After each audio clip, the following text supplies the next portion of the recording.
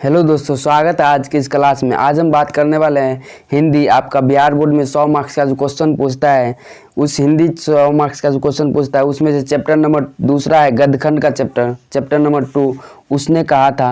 और first chapter मैंने पहले ही करवा चुका हूँ, उसका सारांश भी और समरी भी और ऑब्जेक्टिव क्वेश्चन भी आप नहीं देखे अभी तक तो जाइए हमारे इस ब्रेन्स एजुकेशन क्लास पे, हमारा वो दोनों वीडियो आपको मिल जाएगा।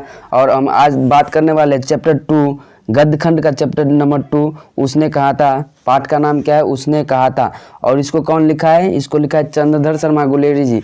ये इसका तस्वीर है, ये चंद्रधर शर्मा गुलेरी जी का तस्वीर ये है, यही लिखा है इस पाठ को, उसने कहा था को। तो चलिए अब हम शुरू करते हैं।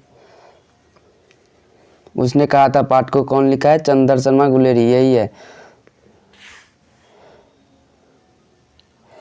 लेखक परिचय पहले आपको मैं करवा देता हूँ। सबसे पहले क्या है, लेखक कौन है? उसने कहा था पाठ के लेखक कौन है? चंद्रधर शर्मा गुलेरी जी। और चंद्रधर शर्मा गुलेरी जी का जन्म कब हुआ? 7 जुलाई 1883 ईस्वी में इसका जन्म हुआ। चंद्रधर शर्मा गुलेरी जी का जन्म कब हुआ? 7 जुलाई 1883 ईस्वी। ये डेट आपको याद रखना पड़ेगा, ये दोनों डेट, जन्म और निधन, क्योंकि बिहार बोर्ड में अक्सर सबसे ज़्यादा लेखक से ही सवाल रहता है, क्वेश्चन रहता है, जन्म और कौन चैप्टर को कौन लिखा है। और जन्म मृत्यु तो रहता ही है, हर एक बार एग्जाम में रहता है। तो जन्म चंद्रधर शर्मा गुलेरी जी का जन्म कब हुआ? 7 जुलाई 1883 ईस्वी। और जन्म स्थान इसका कहाँ हुआ है? जहाँ पर जन्म लिया है, जन्म स्थान कहाँ है? जयपुर, राजस्थान। और निधन कब हुआ? चंद्रधर शर्मा गुलेरी जी का निधन कब हुआ? 12 सितंबर 1922 ईस्वी में चंद्रधर शर्मा गुलेरी जी का निधन हुआ। और चंद्रधर शर्मा गुलेरी जी का पिता का नाम क्या था?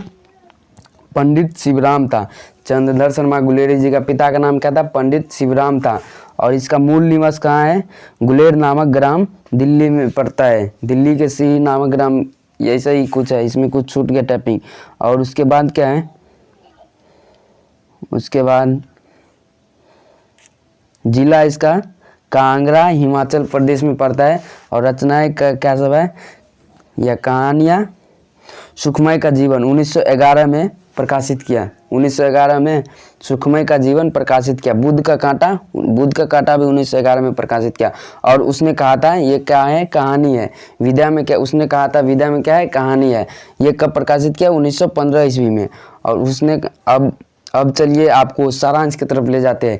हम इतना अच्छा से आपको इस चैप्टर का सारांश बतलाएंगे और समझाएंगे कि आप एक बार देख लेंगे और आप अपना से एक बार रीड कर लोगे इस सारांश का, तो आपको और अच्छा से याद हो जाएगा।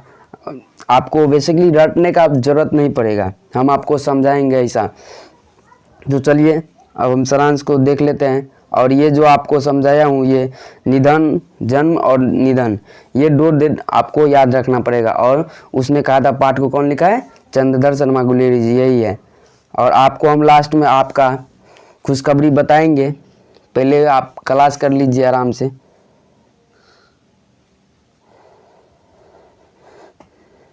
उसने कहा था पाठ का सारांश, चलिए शुरू करते हैं। उसने कहा था शीर्षक कहानी चंद्रधर शर्मा गुलेरी द्वारा लिखी गई एक अमर रचना है।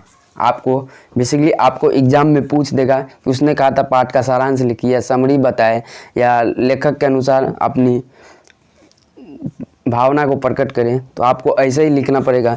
उसने कहा था शीर्षक कहानी चंद्रधर शर्मा द्वारा लिखी गई एक अमर रचना है, जिसकी शुरुआत अमृतसर के भीड़ भरे बाजार से शुरू होती है। जिसकी शुरुआत कहाँ से होती है?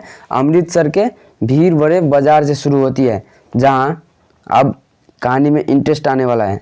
जहाँ 12 वर्ष का लड़का एक 8 वर्ष की लड़की को टांगे के नीचे आने से बचाता है। जहाँ 12 वर्ष का लड़का एक 8 वर्ष की लड़की को टांगे के नीचे आने से बचाता है। सबसे पहले आप सब कमेंट करिए कि ये टांगे वाला जो पहले चलता था वो सवारी गाड़ी, उसको आप सब में से कौन कौन देखे हैं? वही टांगे वाले गाड़ी के नीचे लड़की आ गया था, उसको एक 12 साल का लड़का उसको बचाया था। उस टांगे वाले के गाड़ी के नीचे आने से उस लड़की को बचाया था। क्या है? जहाँ 12 वर्ष का लड़का एक 8 वर्ष की लड़की को टांगे के नीचे आने से बचाता है। और उसके बाद क्या है?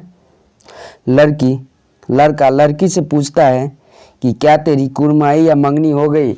अब आपको एक एक वर्ड्स को आपको मैं तोड़ तोड़ के बताऊंगा। ये तेरी कुरमाई या मंगनी का मतलब क्या होता है, अगर आप सबको पता है तो आप सब कमेंट करो पहले।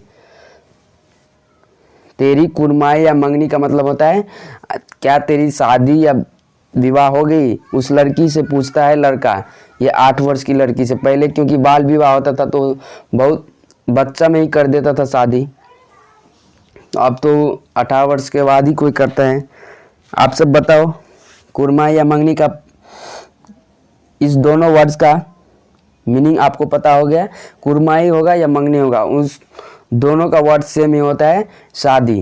क्या उस लड़की से लड़का पूछता था क्या तेरी कुरमाई या मंगनी हो गई, मतलब शादी हो गई।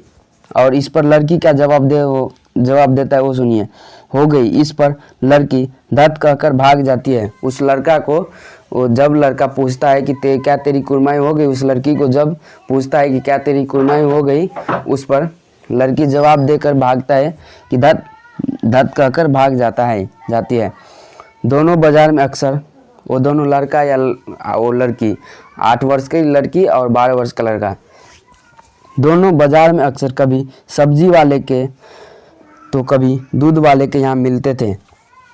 और लड़का बार बार उससे क्या है, बाजार में अक्सर कभी सब्जी वाले तो कभी दूध वाले दुकान के पास मिलते थे। और लड़का बार बार उससे यही प्रश्न पूछता है कि क्या तेरी कुरमाई हो गई। लड़का बार बार उससे यही पूछता था कि कुछ समय बाद जो लड़का पुनः उस लड़की से पूछता है तो वह कहती है कि हाँ मेरी कुरमाई हो गई। बहुत परेशान कर रहा था वो 12 वर्ष का जो लड़का, उसे जो टांगे के नीचे जो आने से बचाया था, उसको बहुत परेशान कर रहा था लड़की को। जब भी मिलता था सब्जी वाले की दुकान पे या दूध वाले की दुकान पे, यही पूछता था क्या तेरी कुरमाई हो गई। एक दिन क्या हुआ, पुनः उस लड़की से पूछता है, वह कहती है कि हाँ मेरी कुरमाई या मंगनी हो गई। वो लड़की बोल दिया एक दिन, हाँ मेरी शादी या कुरमाई या मंगनी हो गई। इस बात पर लड़का उदास हो जाता है। उस घटना के बाद वह लड़का सेना में भर्ती हो जाती है।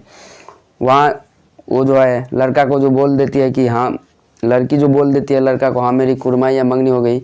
उस बात पे लड़का उदास होकर अपने घर की तरफ ठेला सबको धकेलते है। आप अगर इस चैप्टर पूरे आपको मैं पढ़ाऊँगा ना, बहुत अच्छा से पढ़ाऊँगा।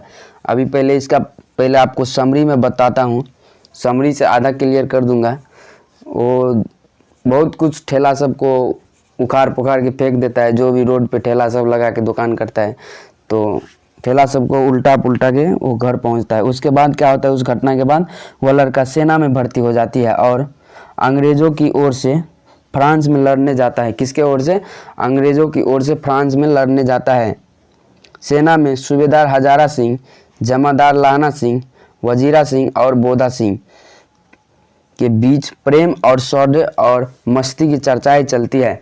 उस भर्ती हो जाती है और उसके बाद सूबेदार हजारा सिंह, जमादार लाना सिंह, वजीरा सिंह और बोधा सिंह के बीच प्रेम, शौर्य और मस्ती की चर्चाएं चलती है।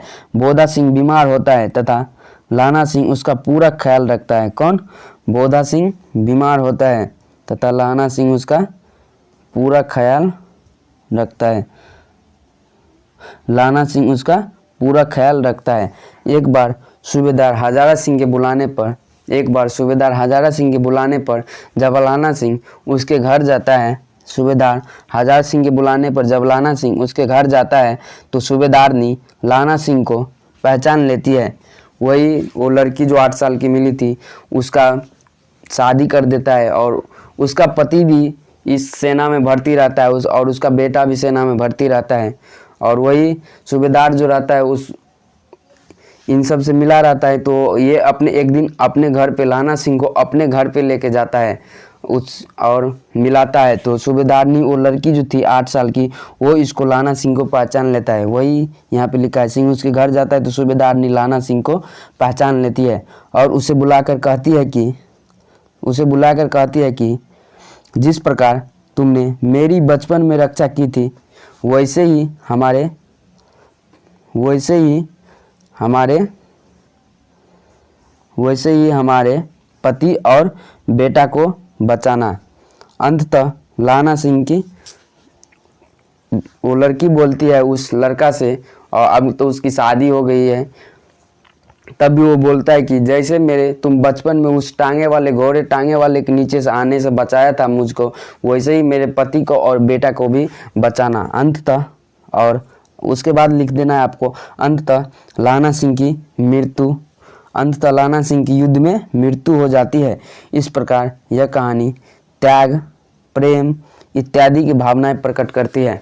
त्याग, वो पहले उस लड़की से प्यार करता था, उसको भी वो लड़की एक दिन बोल दिया कि हाँ मेरी शादी या कुर्माई हो गई, और उसके बाद तब ये तो त्याग पे हो ही गया। ये प्रेम और युद्ध की भी कहानी ये आधा प्रकट करता है, इत्यादि की भावनाएं प्रकट करती है।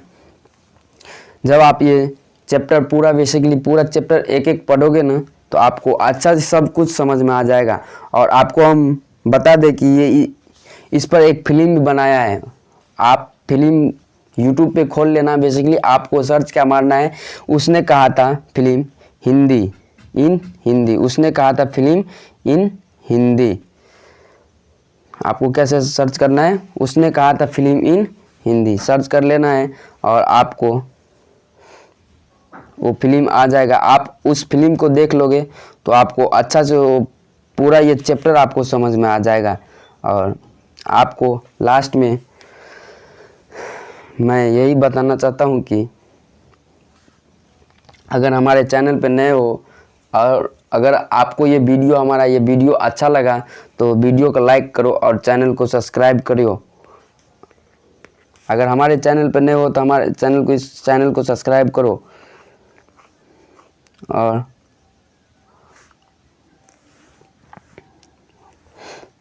इस जो 2024 में जो विद्यार्थी एग्ज़ाम देगा, बोर्ड एग्ज़ाम हिंदी का, कोई भी टेंथ वाले को तो शायद अभी फ़िलहाल नहीं हो पाएगा, लेकिन 12th वाले को मैं बता देता हूं कि अगर आपका जो भी जूनियर है उसको बताओ, जो इस अगली बार देगा एग्ज़ाम 2024 में, मैं फ्री में हिंदी का क्लास करवाऊंगा, फ्री में लाइन बाय लाइन भी कराऊंगा। पहले आपको समरी करा देता हूं, उसके बाद ऑब्जेक्टिव करा देता हूं, उसके बाद लाइन बाय लाइन, थोड़ा टाइम लगेगा लाइन बाय लाइन, लेकिन आपको करवाऊंगा सब कुछ। और ग्रामर का भी पार्ट्स आपको पढ़ाऊंगा, एक एक वर्ड्स पढ़ाऊंगा आपको फ्री में।